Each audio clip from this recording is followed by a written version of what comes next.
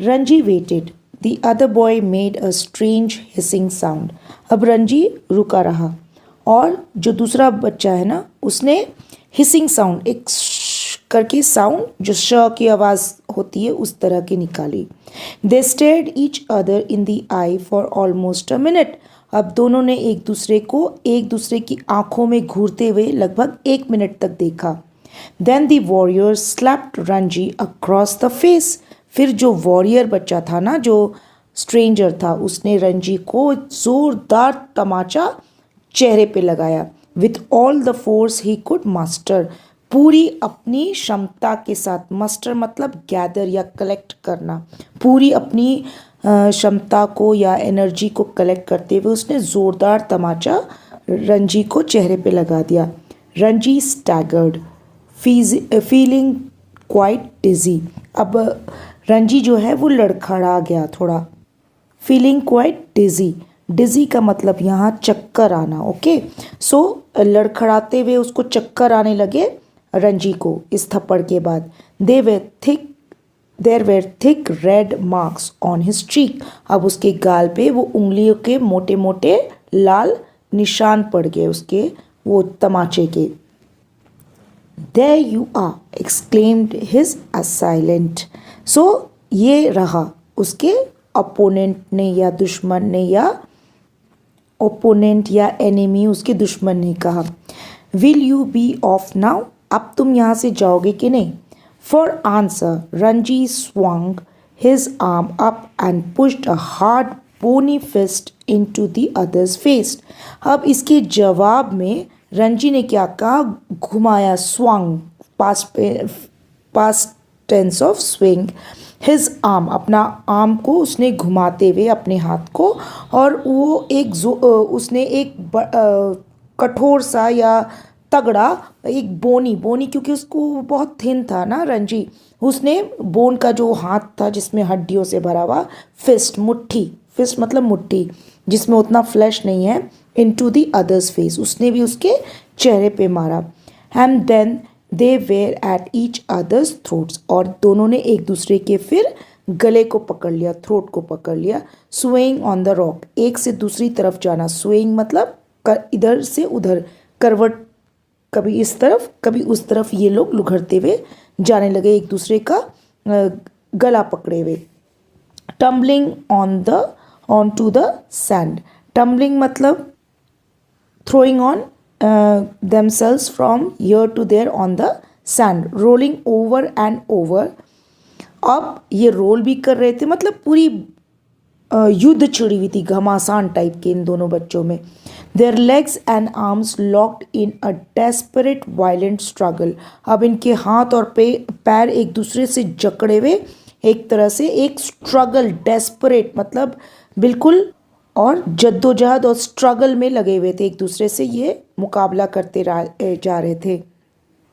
Gasping and cursing, gasping मतलब वो ज़ोर ज़ोर से अपना ब्रीथ कर रहे थे, ब्रेथलेस, जो ब्रेथलेसनेस होता है, हाँ सांस फूलने लगता है, जो ये एक्टिविटी कर रहे थे। और कर्सिंग, एक दूसरे को कोस भी रहे थे। Clawing and slapping, clawing and slapping, clawing का मतलब हो गया नोचना, उसको स्क्रैच करना एक दूसरे को। They rolled into the shallows of the pool, और ये लुघड़ते लुघड़ते इस मारपीट के चक्कर में ये शैलो मतलब उथला, जो छिछला, ज़्यादा गहरा नहीं, पूल के किनारे पे पहुंच गए। Even in the water, the fight continued as spluttering and covered with mud. So ये पानी में भी, जब ये पानी तक पहुंच गए तो भी ये फाइट जारी रही। स्प्लटरिंग मतलब स्पीकिंग क्विकली, जल्दी जल्दी बोलते हुए, जो समझ में नहीं आए क्या बोल रहे। एंड कवर्ड विथ मड, अब ये दोनों मिट्टी में भी पूरे सने हुए थे। They groped for each others head and throat, अब ये एक दूसरे के ग्रोप मतलब हेड और थ्रोट को सर्च करते हुए, क्योंकि पानी है ना, अब वो दिख नहीं रहा था उनको ठीक से, तो टटोलते हुए एक दूसरे के ग्रुप मतलब टटोलते ध्यान से सर्च करते हुए हाथ इधर उधर मारते हुए उसको बोलते हैं grouped. Okay, each others head and throat. एक दूसरे का कभी सर कभी गला पकड़ने की कोशिश करने लगे. But after 5 minutes of frenzied unscientific struggle, neither boy had emerged victorious. लेकिन 5 मिनट के ये फ्रेंजिड मतलब बहुत ही वायलेंट और अनसाइंटिफिक, जिसका कोई सर पर लॉजिक नहीं, स्ट्रगल जो हो रहा था ये कर रहे थे, दोनों में से कोई लड़का भी इमर्ज नहीं हुआ या विक्टोरियस नहीं हुआ, किसी की जीत नहीं हुई. ओके, विक्ट्री मतलब जीत. Okay, their bodies heaving with exhaustion. अब इनकी बॉडी जो थी, दोनों के शरीर, अब दोनों की बॉडी करहा रही थी या एग्जॉशन से, बहुत ज़्यादा एग्जॉशन से यानी कि थकावट से बिल्कुल आह भर रही थी दोनों की body. They stood back from each other making tremendous efforts to speak. फिर ये एक दूसरे से थोड़ा दूर जा कर के, एक दूसरे से थोड़ा पीछे हट करके और दूर जा कर के, और ये दोनों एफर्ट करने, ट्रेमेंडस मीन्स बहुत ज़्यादा एफर्ट करने लगे. उनको बहुत इसमें मेहनत लग रही थी. ट्रेमेंडस मतलब ग्रेट एफर्ट उनको डालना पड़ रहा था बात करने के लिए भी. Now do you realise I am a warrior, gasped the stranger. अब क्या तुमको पता चला मैं एक वॉरियर हूँ, मतलब सांस फूलते हुए. गैस्प्ड द स्ट्रेंजर्स, उसकी फूली हुई सांसों से उसने बोला. Do you now know I am a fighter, said Ranji with difficulty. So अब तुमको पता चला मैं एक फाइटर हूँ. रंजी ने भी बहुत ही मुश्किल से ये बात बोली. They gave a moments consideration to each others answers. So एक दूसरे के कुछ लम्हों के लिए एक दूसरे के इन्होंने कंसिडर किया, सोच विचार किया एक दूसरे के आंसर के ऊपर. And in that moment of silence, और जब ये सोच विचार कुछ लम्हों के लिए एक दूसरे के बातों पे कर रहे थे, there was only their heavy breathing and the rapid breathing of their hearts. So तब इनकी इस साइलेंस में, सोच विचार के टाइम में, उनकी जो हैवी ब्रीदिंग, जो सांस फूलना, हफने का आवाज़ जो था, और उनके हार्ट का बीट वो सुना जा सकता था. Then you will not leave the pool, said the warrior. फिर उसने, वॉरियर ने कहा, तो क्या तुम पूल नहीं छोड़ोगे? I will not leave it, said Ranji. अब रंजी ने भी बोला मैं नहीं छोड़ूंगा.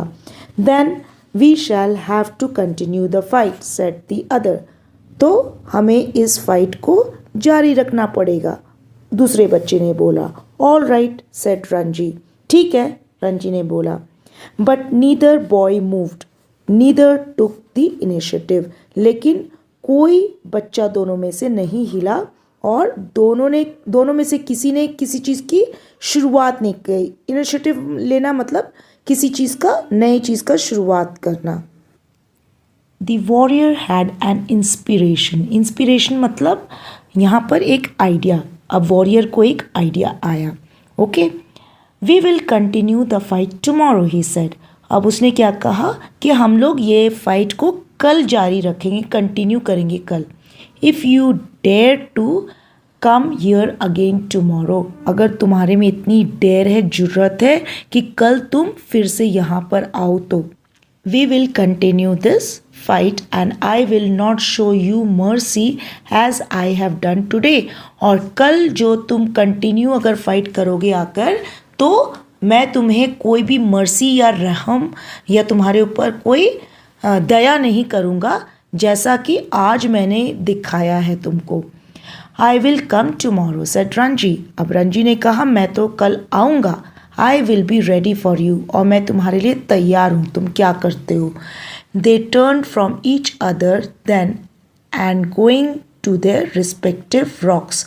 और फिर ये एक दूसरे के पीछे मुड़ते हुए, एक दूसरे से दूर जाते हुए, टर्न फ्रॉम ईच अदर, और वो अपने अपने रिस्पेक्टिव रॉक्स की तरफ, अब एक अपने पत्थर की तरफ जहाँ से वो आया था रॉक की तरफ से, और दूसरा अपनी तरफ, respectively. Put on their clothes, अपने अपने कपड़े वो पहनने लगते हैं and left the forest by different routes, और इस फॉरेस्ट को अलग अलग रास्तों से ये छोड़ देते हैं. ठीक है. Hello students and welcome to the second part of the fight from It So Happened book. So let's begin. When Ranji got home, he found it difficult to explain the cuts and bruises that showed on his face, leg and arms. जब रंजी घर पहुंचा तो उसको explain करने में कि ये कैसे उसको चोटें लगी हैं. नो ब्रूजेस मतलब यहाँ पर a blue, brown या purple mark that appears on the skin after you get hurt or hit by someone. So ये नीला पड़ जाना, डार्क मार्क्स आ जाना, नीला पड़ जाना स्किन, उसको बोलते हैं bruises. That showed on the face, leg and arms. उसके हाथ पैर फेस पे सब जगह नीले मार्क हो गए थे. It was difficult to conceal the fact that he had been in an unusually violent fight. अब ये बहुत डिफ़िकल्ट हो गया था उसके लिए कंसील करना. कंसील मीन्स टू हाइड, छुपाना. ये सच्चाई, फैक्ट कि वो एक बिना मतलब के वायलेंट फाइट में, वायलेंट बहुत एग्रेसिव फाइट में वो इन्वॉल्व हो गया था, मतलब ना चाहते हुए भी. And his mother insisted on his staying at home for the rest of the day. And Ranji की मदर ने उसको इंसिस्ट किया. इंसिस्ट मतलब ज़ोर दे के बोलना, टू से फर्मली और स्ट्रांगली. उसको ज़िद किया कि अब तुम अभी से तुम बाहर नहीं निकलोगे घर से. Okay. That evening though he slipped out of the house and went to the bazaar. लेकिन उस शाम को क्या किया इसने? Slipped out. स्लिप्ड आउट का मतलब हो गया to leave quietly so that no one sees you. चुपचाप से वो घर से निकला शाम को और कहाँ गया? बाज़ार की तरफ गया. Where he found comfort and solace in a bottle of vividly coloured lemonade. और उसने बाज़ार जाकर क्या लिया? एक लेमनेड. लेमनेड मतलब नींबू पानी. और उसको एक तरह से इस नींबू पानी को पी के कंफर्ट मिला, थोड़ा उसको आसानी हुई, आराम मिला. ओके. एंड सोलिस का मतलब है सूद होना या सांत्वना मिलना. Okay. Help and comfort when you feel sad और वरिड. सो जिस चीज़ में आपको तसल्ली मिलती है, धीरज मिलता है, उसको बोलते हैं Solis. In a bottle of vividly coloured lemonade. और इसको ये सोलेस या कंफर्ट कहाँ मिला? एक बॉटल में जो vividly coloured means very clear, very brightly coloured, चमकीले रंग का. ओके. आप देखे होंगे वो शरबत वगैरह बेचते हैं. और लेमनेड मतलब होता है यहाँ नींबू पानी. ठीक है. उसने नींबू पानी और क्या किया उसने? And a banana leaf full of hot sweet jalebis. और एक बनाना के लीफ पर उसको गर्मा गर्म जलेबी, ठीक है, मीठी मीठी गर्मा गर्म जलेबी खाने को मिली. आप पत्ते में कभी खाते हो ना, सो ये बनाना लीफ पे उसको जलेबी खा के थोड़ा अच्छा लगने लगा. He had just finished the lemonade when he saw his adversary coming down the road. जैसे वो लेमनेड अभी ख़त्म ही उसका नींबू पानी हुआ था, उसने अपने ओपोनेंट को, एडवर्सरी को या एनिमी को रोड की अगली तरफ से आते हुए देखा. His first impulse was to turn away and look elsewhere. उसकी पहला impulse का मतलब a sudden desire to do something without thinking about the result. अवेग एक तरह से पहला उसको वो थॉट आया कि वो अपना मुंह उधर से टर्न अवे मतलब to stop looking at something. तो यहाँ पर वो अपने एनिमी को देखना नहीं चाह रहा था. ओके. सो एल्सवेयर, और किसी और तरफ देखे. His second impulse to throw the lemonade bottle at his enemy. और दूसरा उसको ये मन किया कि वो लेमनेड का बॉटल, जो नींबू पानी जिस बॉटल में उसने पिया था, उसको फेंक के वो एनिमी को या अपने ओपोनेंट को दे मारे. But he did neither of these things. लेकिन उसने इन दोनों में से कुछ नहीं किया. Instead, he stood his ground and scowled at his passing adversary. लेकिन इसके उल्टा उसने क्या किया? ही स्टूड हिज ग्राउंड, मतलब जहाँ पर वो था वहाँ पर ही बैठा जम के रहा. And scowled means to give angry look, गुस्से वाला लुक देते हुए. ओके, नाक मुंह चढ़ाकर, एक मुंह बनाकर.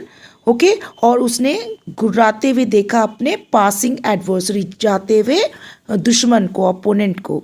And the warrior said nothing either but scowled back with equal ferocity. और वो जो उसका वॉरियर था, जो ओपोनेंट वॉरियर जो अपने आप को कहता था, उसने भी कुछ नहीं कहा, लेकिन उसने भी स्कॉल्ड बैक, उसने भी एक बहुत नाक मुंह चढ़ाते हुए गुस्से वाला लुक उसको दिया रंजी को, विथ इक्वल फिरोसिटी, उसी अंदाज में, उसी अग्रेसिवनेस के साथ.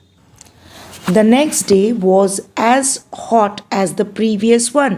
अब नेक्स्ट डे जो था वो पहले की तरह ही बहुत ही गर्म था. Okay, Ranji felt weak and lazy and not at all eager for a fight. अब रंजी को बहुत ही वीकनेस फील हो रहा था, कमज़ोरी फील हो रही थी, और वो लेज़ी भी फील कर रहा था क्योंकि एनर्जी नहीं रहती इतनी गर्मी में, और इसलिए he was not at all eager. वो बिल्कुल, उसको इच्छा नहीं थी, ईगरनेस नहीं थी फाइट के लिए, एक लड़ाई लड़ने के लिए. His body was stiff and sore after the previous days encounter. उसकी बॉडी जो स्टिफ हो गई थी, स्टिफ का मतलब हो गया फर्म, डिफ़िकल्ट टू बेंड और मूव, अकड़ जाना. Okay, and sore is very painful when touched. Okay, तो उसकी बॉडी बहुत अकड़ गई थी और उसमें बहुत ही ज़्यादा दर्द था. क्यों? क्योंकि प्रीवियस डे का एनकाउंटर, वो जो झड़प हुआ था आपस में, दोनों का लड़ाई हुई थी. But he could not refuse the challenge. अब चैलेंज तो चैलेंज है, नेक्स्ट डे वो कंटिन्यू फाइट करना था ना, और जो जीतेगा हारेगा वही पूल में नहा सकता है, ये चैलेंज हुआ था. सो ये अब वो रिफ्यूज़ नहीं कर सकता.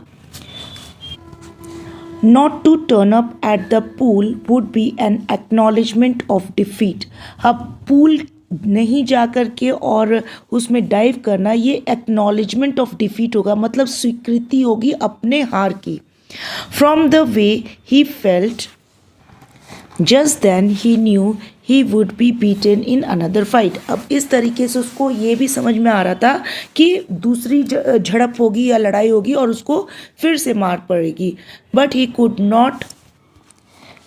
Could not acquiesce in his own defeat. Acquiesce का मतलब होता है to accept something without argument, often unwillingly. चुपचाप स्वीकार कर लेना या बिना विरोध के स्वीकार कर लेना. लेकिन ये बिना विरोध के अपना खुद की जो हार थी वो तो स्वीकार नहीं कर सकता था. He must defy his enemy to the last. उसको अपने एनिमी को, to refuse to obey a person, DeFi का मतलब होता है अपोज करना या रिफ्यूज़ टू ओबे या विरोध करना. लास्ट टाइम तक अपनी एनिमी को, अपने दुश्मन को, उसको विरोधी करना था ना. और आउटविट हिम, आउटविट का मतलब to get advantage over someone by acting more cleverly. इसका मतलब हुआ चतुरता के साथ मात देना किसी को. For only then could he gain his respect, क्योंकि यही तरीका था जिससे वो अपना वापस रिस्पेक्ट पा सकता था. इफ़ ही सरेंडर्ड नाउ, अगर वो अभी सरेंडर कर जाता, आत्मसमर्पण कर जाता, ही would be beaten for all time. उसको हर वक्त अपने ओपोनेंट से या एनिमी से मार पड़ती रहती. But to fight and be beaten today left him free to fight and be beaten again. लेकिन आज के दिन अगर वो फाइट करता और मार खा जाता तो ये फ्री हो जाता उसके लिए हर टाइम मार खाना और पिटाई खाना उसके साथ. As long as he fought he had a right to the pool in the forest. और जब तक कि वो ये लड़ाई जारी रखता, उसके पास मौका था पूल पे आकर के स्विमिंग करने का. अगर एक बार सरेंडर कर जाता तो वो जो वॉरियर था, जो स्ट्रेंजर बच्चा था, वो तो इसको आने नहीं देता ना सरेंडर होने के बाद में, अपना हार मानने के बाद में. इसलिए वो जो लड़ाई थी वो जारी रहनी चाहिए थी. और जब तक ये लड़ाई रहती तब तक उसके पास मौका था आकर के पूल में नहाने का इन the forest. He was half hoping that the warrior would have forgotten the challenge. अभी उसके पास उसको some hope था, having some hope. Half hopping मतलब कुछ होप था कि शायद वॉरियर अपना जो है ना ये चैलेंज भूल गया होगा, forgotten the challenge. But these hopes were dashed when he saw his opponent sitting stripped to the waist on a rock on the other side of the pool. So इसके जो होप्स थे वो टूट गए या गायब हो गए. Dashed when he saw the opponent, जब उसने अपने एनिमी को या ओपोनेंट को या अपने दुश्मन को देखा बैठे हुए. Stripped to the waist, stripped to the waist, strip to the waist का मतलब अपने ऊपर के भाग के बॉडी के सारे कपड़े उसने उतार करके रेडी था फाइट के लिए. और ये कहाँ बैठा हुआ था? On a rock on the opposite और the other side of the pool. एक पत्थर पे बैठा हुआ था, दूसरी साइड अगले साइड पे उस पूल के. The warrior was rubbing oil on his body. अब ये कपड़े उतार करके क्या कर रहा था वॉरियर? अपने बॉडी पर मसाज कर रहा था तेल का, ऑयल का. ही सॉ रंजी बीनीथ दी साल ट्री. अब इसने रंजी को देखा, ओपोनेंट ने, एक साल ट्री के नीचे खड़े हुए. And called a challenge across the waters of the pool. और उसको फिर ललकारते हुए उसने इस तरह चिल्लाया कि अगली तरफ उसको रंजी को सुनाई दिया. Come over on this side and fight, he shouted. उसने क्या बोला? इस तरफ आओ और शुरू करो हमारा जो फाइट है, उसने चिल्लाते हुए बोला. But Ranji was not going to submit to any conditions laid down by his opponent. लेकिन रंजी ने समझ लिया था कि उसको कोई भी कंडीशन, कोई भी बात उसका ओपोनेंट बोलता है, उसका दुश्मन बोलता है, उसको नहीं मानना है, उसको नहीं सुनना है. Come this side and fight, he shouted back with equal vigour. उसने क्या बोला रंजी ने? Come this side and fight, इस तरफ आकर के फाइट करो. उसने चिल्लाते हुए उसी इंटेंसिटी, विगर और स्ट्रेंथ के साथ में वापस वो वॉरियर को, स्ट्रेंजर बॉय को बोला. Swim across and fight me here, call the other. अब अगले ने बोला कि स्विम अक्रॉस, पूरी लेंथ वो पूल की क्रॉस करते हुए आओ और मुझे यहाँ पर मेरी तरफ आकर के फाइट करो. और perhaps you can not swim the length of the pool, या फिर तुम स्विम नहीं कर सकते इतनी लंबाई पूल की. ओके, ये क्वेश्चन के रूप में उससे पूछ रहा, मजाक के तौर पे, कि उसकी मजाक बनाते हुए कि ये तुम्हारे अंदर इतनी क्षमता नहीं है कि वो तुम स्विम करके आ सको इस पार और मुझसे फाइट कर सको. But Ranji could have swum the length of the pool a dozen times without tiring. लेकिन रंजी में इतनी कैपेसिटी थी कि वो स्विम का पास्ट है swum, okay, length of the pool, उस लंबाई को पूल के वो 1 दर्जन टाइम में, यानी कि 12 टाइम्स, 12 टाइम्स को बोलते हैं 1 डजन. किसी चीज़ का भी 12 होता है ना, 12. A dozen bananas, 12 bananas. Okay, so dozen उसका मतलब होता है 12 विदाउट टायरिंग. सो वो 1 दर्जन बार वहाँ पर से क्रॉस कर सकता था बिना थके हुए. ये रंजी की अंदर कैपेसिटी थी ये. And here he would show the warrior his superiority. So और यहाँ पर उसको मौका मिला था रंजी को अपना उस वॉरियर को सुपियोरिटी दिखाने के लिए या एक्स्ट्रॉर्डनरी कैपेबिलिटी दिखाने के लिए. So slipping out of his waist, so इसलिए वो अपने वेस्ट को, बनियान को उतारते हुए और अपनी बॉडी को उससे निकालते हुए, he dive straight into the water, वो सीधा पानी में डाइव कर गया या छलांग मार दी. Okay, cutting through it like a knife. और इस शार्पनेस के साथ उसकी बॉडी पानी के अंदर गई जैसे कि वो छुरी जो है ना, नाइफ किसी चीज़ को काटती है एकदम sharply. So and surfaced with hardly a splashed, और वापस सरफेस पे, उसके सतह पे आया बिना किसी स्प्लैश के. स्प्लैश मतलब वो स्प्लैश का मतलब यहाँ होगा without letting any drop of water to fall at the sides. ठीक है, बिना कोई छपाक से वो प्रोसेस के. The the warrior's mouth hung open in amazement. अब वॉरियर देख कर के ये बिल्कुल अचंभित रह गया, वो बिल्कुल आश्चर्यचकित रह गया, उसका मुंह खुला का खुला रह गया। You can dive, he exclaimed, तुम डाइव कर सकते हो। नाउ डाइव स्विमिंग में एक बहुत ही अच्छा स्किल होता है, ठीक है, वो बहुत ही स्विमिंग सबको आती है, लेकिन डाइविंग इतनी अच्छी तरीके से वो बहुत ही कम लोगों को आता है। इसलिए उसने पूछा, you can dive, it is easy, said Ranji, trading water waiting for a further challenge. Can't you dive? अब ये बोलता है रंजी कि बहुत ईजी है, और अपना चाल आगे बढ़ाते हुए या अपनी कदम moving forward into the water for the next challenge, further challenge, वो पूछता है वॉरियर से, कांट यू डाइव, तुम क्या डाइव नहीं कर सकते? No, said the other, I jump straight in, नहीं मैं नहीं डाइव कर सकता, मैं सीधा अंदर चला जाता हूँ छपाक से। But if you will tell me how I will make a dive, लेकिन अगर तुम मुझे बताओ कैसे करना है तो मैं डाइव करूँगा। It is easy, said Ranji, Ranji ने बोला यह आसान है। Stand on the rock, stretch your arms out and allow your head to displace your feet. अब इंस्ट्रक्शन देते हुए रंजी वो वॉरियर को सिखाता है कि तुम स्टैंड करो या जा कर के खड़े हो जाओ रॉक पे, अपनी बॉडी और आर्म्स को, अपने हाथों को स्ट्रेच करो, ऊपर की तरफ उठाओ, एंड अलाउ योर हेड, अपनी हेड को टू डिस्प्लेस, डिस्प्लेस मतलब मूव योर फीट, दोनों पैरों के बीच में अपने सर को लाने की कोशिश करो। The warrior stood up stiff and straight. अब जो वॉरियर है वो पत्थर के ऊपर जाकर के स्टिफ, बिल्कुल अकड़ते हुए सीधा खड़ा हो गया, और अकड़ के साथ स्ट्रेच आउट हिज आर्म, अपने आर्म्स को उसने स्ट्रेच किए, and through himself into the water, और अपने आप अपनी बॉडी को पानी के अंदर उसने इमर्स किया या छलांग लगा दी।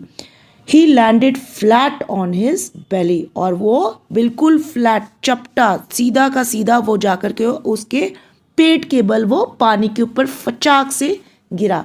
With a crash that sent the birds screaming out of the trees, और ये जो छपाक से वो पानी पे गिरा पेट के बल, तो सरफेस एरिया ज़्यादा, तो साउंड भी प्रोड्यूस ज़्यादा हुआ, और ये छपाक से जो साउंड हुआ, इससे क्या हुआ कि आसपास जो क्रैश का साउंड था, वो जो आवाज़ हुई, ये आसपास के जो बर्ड्स थे, जो ट्रीज पे बर्ड्स थे, फॉरेस्ट एरिया है ना, सो वहाँ जो बर्ड्स थे वो चीखते हुए या चिल्लाते हुए वहाँ से भाग निकले ट्रीज के ऊपर। अब उनको भी थोड़ा सा डेंजर फील हुआ इस आवाज़ से। Ranji dissolve into laughter. अब रंजी जो है वो उसने हंसना शुरू कर दिया इसका ये डाइव देख करके।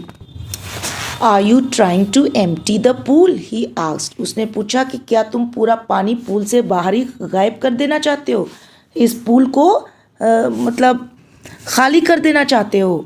Okay, as the warrior came to the surface sprouting water like a small well. अब जैसे वॉरियर, ये मजाक में कह रहा है, जैसे वॉरियर जो बाहर सरफेस की तरफ आता है, ऊपर की तरफ आता है, स्प्राउटिंग टू इजेक्ट वाटर, या अपने बॉडी से झाड़ते हुए पानी को, एक छोटे से वेल जो मछली होती है ना, उस तरह से वो बाहर आता है। Wasn't it good, asked the boy, क्या ये ठीक नहीं था, उस बच्चे ने पूछा। Evidently proud of his feet. अब ये वॉरियर पूछता है रंजी से कि ये अच्छा क्या नहीं था। Okay, asked the boy, evidently proud, evidently मतलब क्लियरली, ओके, ईजिली सीन और अंडरस्टूड, बिल्कुल स्पष्ट दिख रहा था कि वो बहुत ही प्राउड था, गर्वान्वित था, या उसको बहुत ही घमंड था अपने इस फेट पे। फेट मीन्स स्किल, करेज या अचीवमेंट पे, जो इसने करतब दिखाया, कमाल दिखाया, उसके पे बहुत वो प्राउड फील कर रहा था। Not very good, said Ranji, Ranji ने कहा कि अच्छा तो नहीं था, बहुत अच्छा तो नहीं था। You should have more practice, तुमको और भी प्रैक्टिस करनी पड़ेगी। See I will do it again, देखो मैं फिर से करके तुमको दिखाता हूँ।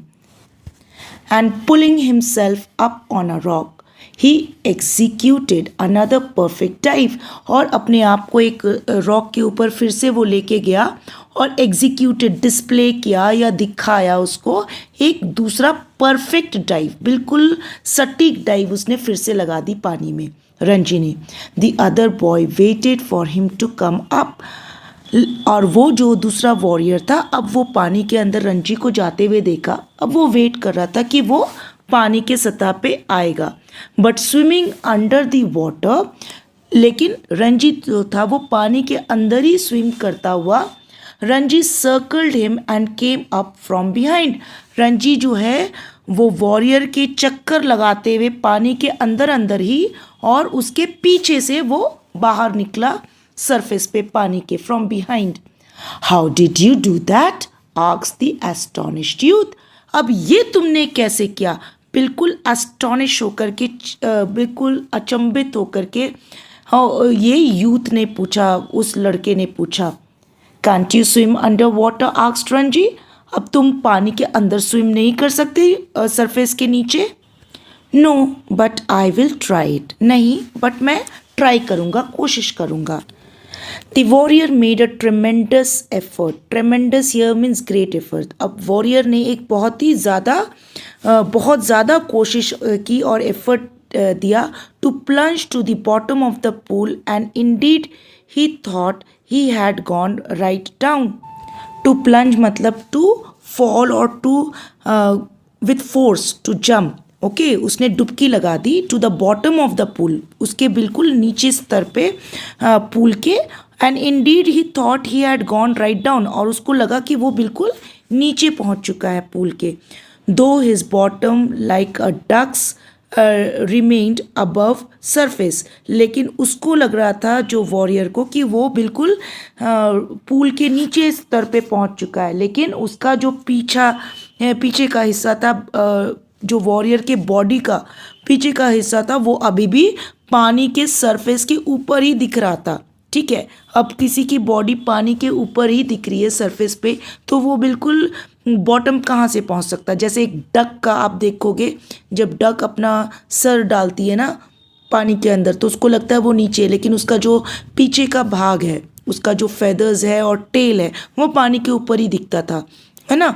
इसी तरह से यहाँ वॉरियर का भी सेम कंडीशन है, उसकी बॉटम जो है वो पानी से बाहर दिख रही है जैसे डक की दिखती है, और उसको लग रहा था कि वो बिल्कुल पूल के नीचे स्तर पे पहुंच चुका है।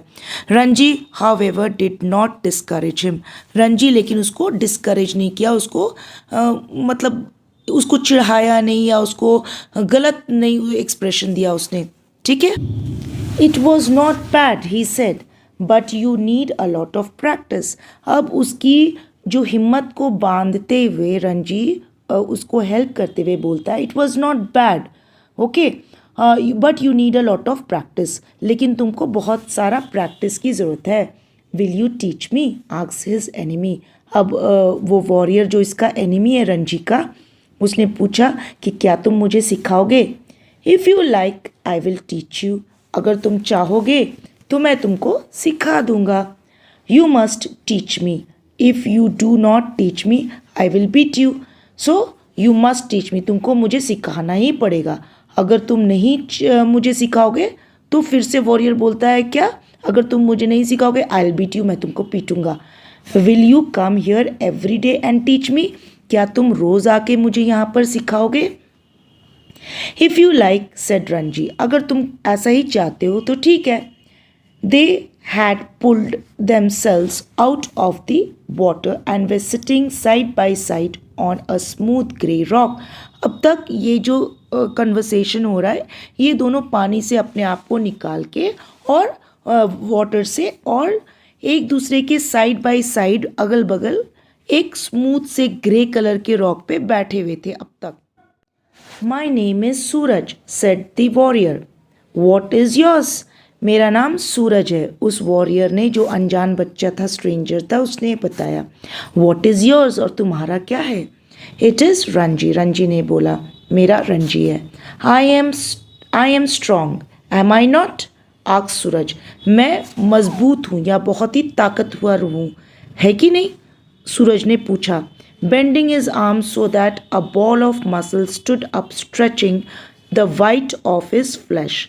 अब वो अपना आर्म को बेंड करके अपने हैंड को अपने चेस्ट की तरफ लाते हुए ऊपर की तरफ इस तरह से बेंड करता है, मोड़ता है, ताकि एक बॉल मसल का उसके ऊपर, जैसे आप अपना बॉडी दिखाते हो ना, तो एक मसल आपके आर्म्स के ऊपर वो निकल जाता है, जैसे सनी देओल का वो आप देखते हो 2.5 किलो का हाथ एंड ऑल दैट स्टफ, सो उसका दिखाता है ना मसल्स, उस तरह से बॉल की तरफ उसके वाइट फ्लैश से ऊपर आ गया। ओके, मसल बॉल की तरफ। वाइट फ्लैश का मतलब यहाँ पे होता है जो वॉरियर था ना, उसका कंप्लेक्शन जो था वो फेयर था, वो गोरा था, ठीक है, वाइट कंप्लेक्शन था उसका, फेयर कंप्लेक्शन था। You are strong said Ranji. अब ये इसका मसल्स देख के, डोले शोले देख करके रणजी क्या बोलता है, तुम स्ट्रॉन्ग हो, तुम ताकतवर हो, तुम्हारे अंदर ताकत है। यू आर अ रियल पहलवान, तुम एक बिल्कुल सच्चे वाले पहलवान हो, तुम सचमुच के पहलवान हो। One day I will be the world's champion wrestler said Suraj. एक दिन मैं वर्ल्ड का, पूरी दुनिया का चैम्पियन रेसलर बनूंगा, या कुश्ती लड़ने वाला बनूंगा, ठीक है, पहलवान बनूंगा, सूरज ने कहा। Slapping his thighs which shook with the impact of his hand. अपनी थाइस पे, जैसे पहलवान जो होते हैं ना, वो अपना दिखाते हुए जो स्ट्रेंथ का प्रदर्शन करते हैं, वे अपने थाइस पे मारते हैं, और उनकी जो स्ट्रॉन्ग बॉडी की वजह से वो थाइस जो है थोड़ा चौड़े और बहुत मोटे होते हैं, तो वो हैंड के इम्पैक्ट से, जो उसने स्लैप किया, उससे हिलने लगे उसके थाइस। सो ये दिखाता था कि वो बहुत स्ट्रॉन्ग है। He looked critically at Ranji's hard thin body. अब सूरज जो है क्रिटिकली मतलब बहुत ही सीरियस रूप से, in a very serious manner, गंभीरतापूर्वक रणजी के हार्ड और थिन बॉडी को देखता है, ठीक है। You are quite strong yourself, he conceded. तुम भी काफ़ी स्ट्रॉन्ग हो, ओके। ही कंसीडेड, उसने स्वीकार किया, या एक्सेप्टेड या एडमिटेड, किसने, सूरज ने रणजी को भी एक्सेप्ट किया कि वो भी स्ट्रॉन्ग है। बट यू आर टू बोनी, लेकिन तुम बहुत ही बोन्स तुम्हारे दिखते हैं, बहुत थिन हो, बहुत पतले हो, तुम्हारे बोन के ढांचे लगते हो। I know you people do not eat enough. मुझे पता है कि तुम लोग ज़्यादा खाते नहीं हो उतना पर्याप्त मात्रा में। You must come and have your food with me. तुमको मेरे साथ आकर के मेरे साथ खाना खाना चाहिए, सूरज ने रणजी को बोला। आई ड्रिंक 1 सेर ऑफ मिल्क एवरी डे। सूरज कहता है कि आई ड्रिंक 1 सेर ऑफ मिल्क एवरी डे। 1 सेर मतलब होता है ऑलमोस्ट 1 kg, ओके। ये सेर हिंदी वर्ड है, सो ये पहले चलता था ऑलमोस्ट 1 kg के बराबर। वो 1 सेर दूध हर दिन पी लेता है। We have got our own cow. हमारा अपना खुद का काउ है, गाय है हमारी खुद की। Friend and I will you a पहलवान लाइक मी। मेरे दोस्त बन जाओ और मैं तुमको अपने जैसा पहलवान बना दूंगा। I know if you teach me to dive and swim under water I will make you a pahalwan. मुझे पता है कि मैं अगर तुमको डाइव करना और स्विम करना अंडर वाटर सिखा दूंगा तो तुम मुझे पहलवान बना दोगे। That is fair isn't it. ये सही है, होगा, है ना, ठीक है ना। मैं तुमको स्विमिंग करना सिखा दूंगा, डाइव करना, और तुम मुझे पहलवान बना दोगे। That is fair said Ranji. ये सही है, रणजी ने कहा। Though he doubted if he was getting the better of the exchange. वो ये तो फेयर बोला, ठीक है, लेकिन फिर भी उसके मन में शंका थी, डाउट था कि क्या मैं ठीक ठाक अपने एक्सचेंज कर रहा हूँ अपने स्किल को, इसको दे करके मुझे क्या पर्याप्त मात्रा में वापस मिल रहा है। Suraj put his arm around the younger boy and said we are friends now. Yes. अब सूरज अपनी हाथों को उसके कंधे तक ले जा करके वो छोटे लड़के के पास, यानी कि रणजी के आप लोग कंधे पे हाथ देते हो ना अपने फ्रेंड्स के, उस तरह से उसने किया और उसको क्या बोलता है, अपने आर्म्स उसके कंधे पे रख के, we are friends now, yes, ठीक है, अब हम दोस्त हैं, ठीक है। They looked at each other with honest unflinching eyes, and in that moment of love and understanding were born. दोनों ने एक दूसरे के तरफ ऑनेस्ट मतलब ईमानदारी से, अनफ्लिंचिंग आइज, नॉट फ्राइटेंड और नॉट ट्राइंग टू अवॉइड, बेहिचक निर्भीक तरीके से एक दूसरे की आंखों में देखा। एंड इन दैट मोमेंट, और इस मोमेंट में जब एक दूसरे को वो देख रहे थे, love and understanding were born, उन दोनों के बीच में एक प्यार और अंडरस्टैंडिंग पनप पड़ा दोनों बच्चों के मन में। We are friends said Ranji, अब रंजी भी एक्सेप्ट कर लिया उसने भी कि हम दोस्त हैं, we are friends. The birds had settled again in their branches, and the pool was quiet and limpid in the shade of the sal trees.